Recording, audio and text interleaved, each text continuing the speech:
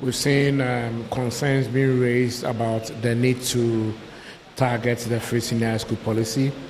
It's refreshing hearing parents from all the regions that we visited, indicating that they are happy to support government in contributing to financing the policy, so that the challenges with feeding and other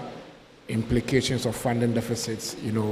are resolved, so that government is able to actually increase how much it provides as free senior to support to people from the lowest income quintiles, the poorest of the poor. And so when you hear citizens, commit and express their readiness to support the government to finance a policy which is laudable, it gives you the hope and then the understanding that we have gotten to the point where we see education as not just a sector, but then a facilitator, a conveyor belt, for achieving all the other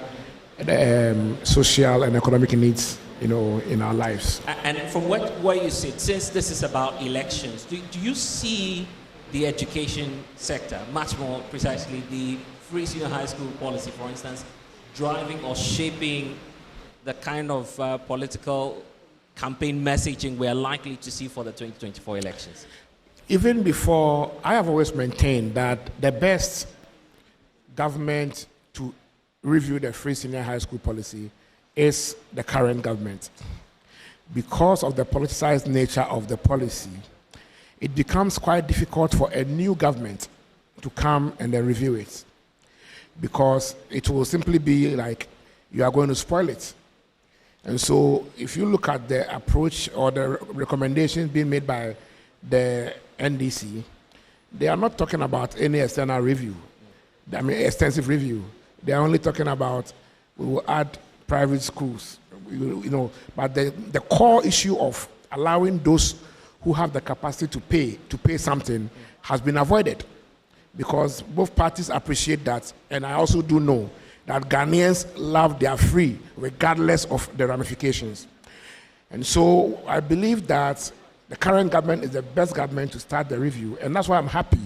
that in the general review reports of the IMF, our government committed to review the free senior high school. It contextualizes all the discussions we've been having across the country, by way of input into government's intention that has already been made in the IMF review reports. And I think it's a good omen, not just for the government, but also feeding into the MPP's manifesto and the NDC's manifesto for 2024 and beyond. I see.